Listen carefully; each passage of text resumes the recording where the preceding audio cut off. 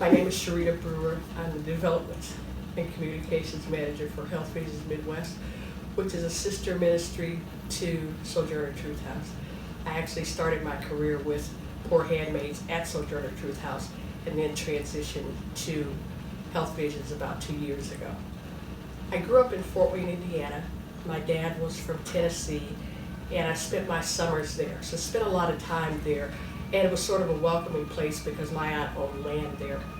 My mother, on the other hand, was from Alabama, and I never went to Alabama until I was about 16 years old and my grandfather passed away.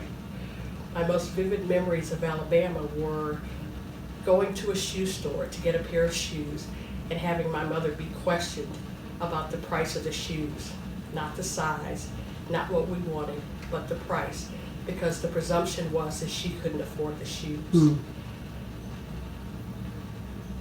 I grew up, as I said, in Fort Wayne, and I grew up on Oak Street, and I found some of these terms later. I grew up there because of redlining.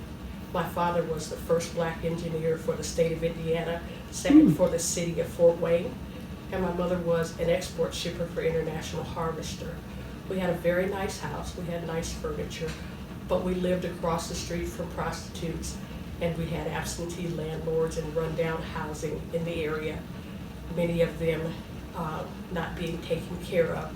So we obviously lived there because we were told to, not because that was where we could afford. It was really difficult for me because I had a family where I always called my parents Ward and Jude Cleaver. We spent our time sitting at the dinner table together. My brothers and I did our homework together. We sat and planned for vacations together, and we always knew that we would go to college. Unfortunately, I didn't finish because of health reasons, but that was always on the table that I would go to college. But we lived in this area because we couldn't go anywhere else. And around the age of 14, my father decided that he couldn't stand the fact that these men kept driving down the street and that they were focusing on me as a young person. I was tall, gangly, long skinny legs, long hair, and he said, I have to get you out of here because I'm going to go to jail. So he investigated and we moved to another area. At that time I was 14 and we moved, and I went to my last year of junior high in another area south of town in Fort Wayne. Was it also a redlined area, do you remember? It probably was, but not as much as our original home. Okay. Until I was 5, I grew up just around the corner from Oak Street.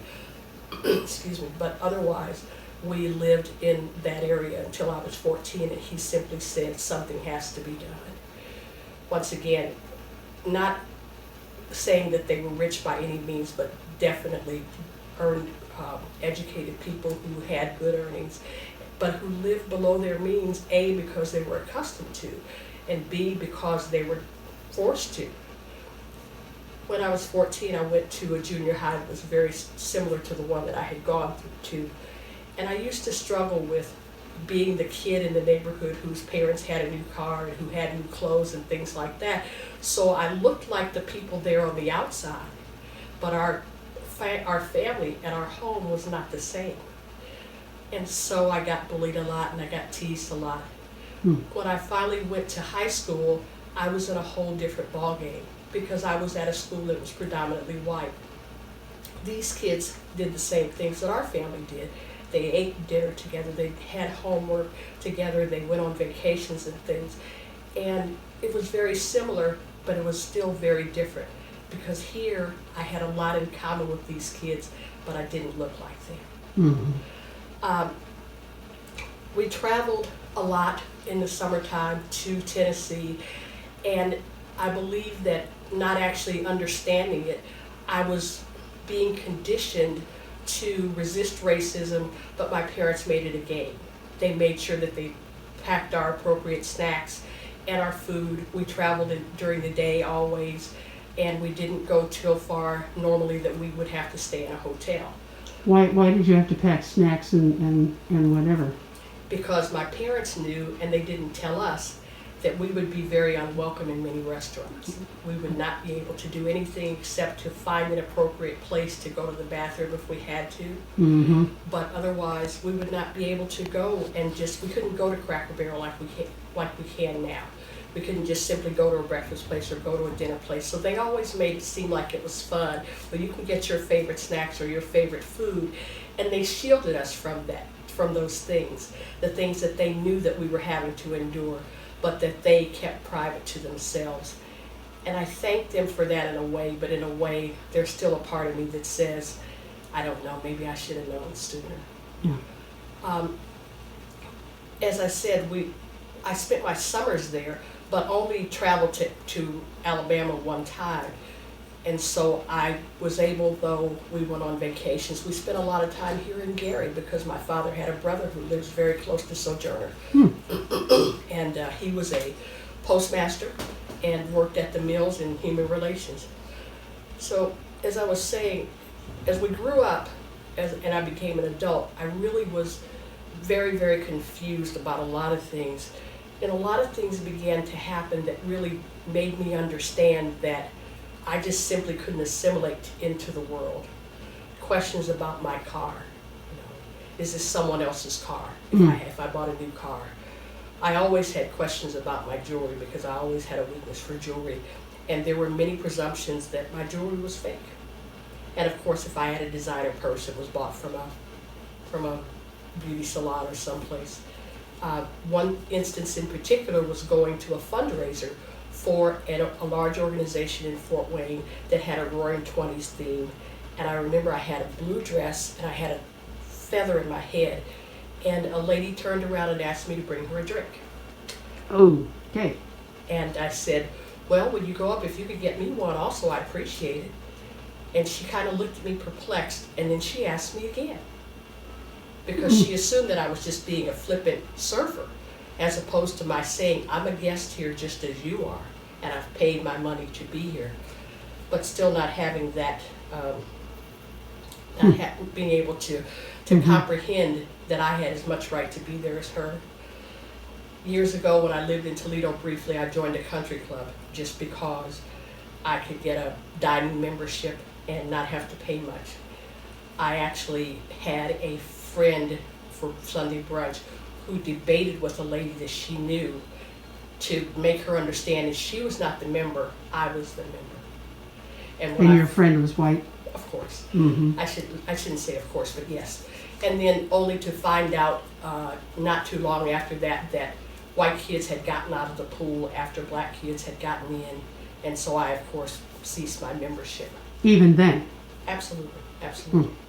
One of the most profound episodes for me happened just after September 11th, after enduring days of anguish, just like everybody else, being captivated by the goings-on. I went to a local place just to unwind, just because I was stressed out. And I walked into the door, as I normally do, and I went to order a glass of wine. The way it was situated was an L-shaped bar with a TV in front of it, and there were 3 men sitting there. And when I walked in, they literally stopped talking and stared at me. Were they white guys? Yes. And it's kind of like the talk that black men and women talk about having with their sons. If you're black, you know the stare, especially if it's that intense. And they literally, as I ordered my wine and received my wine, could not focus on the TV because I was invading their world. I was invading their space. And it was so disgusting that it hurt, because all I could think of was that there was nobody on that TV screen who looked like me or talked like me or dressed like me, who had just rocked our world. I didn't look like any of them. I wasn't them, but yet they still were so focused on me. And that was really just a profoundly horrible thing. One last thing, and I never really realized how much the things that happened to me as a young adult and as a young person had affected me until I participated in Leadership Fort Wayne. And we were asked one day towards the end of the sessions to draw a timeline of our lives. And before I realized it, I had drawn flames. Ooh. And as I looked back, I wondered even, why did I draw flames? And what I had drawn flames was because 1 block from us was where race riots were in the 60s. Mm. And I could see from my parents' bedroom, which was at the front of the house, I could see buildings burning on the next street over. And I just reflected on that, and it made me just wonder. And even now, as I think about the things that are going on currently in the world, many people say, and I totally agree, that protesting is right, rioting is not. But I would contend, at least to give you something to think about, that if you pick on somebody so bad, and you keep on picking on them, keep on picking on them, then at some point they're gonna get angry. And not everybody's able to get angry and simply sit. Sometimes people just react. So my prayer is, even as we go through the things that we're going through today, that people will understand that not even all the rioters are malicious in wanting to destroy, but they're simply trying to channel that energy. Unfortunately, they're not channeling in a way that's positive. And so I hope that people will continue to give them ways for dialogue, give them ways to channel that energy in positive ways, encourage them, let them know that they are a part of the process and that they can be part of the solution, and that above all, you don't want them to be part of the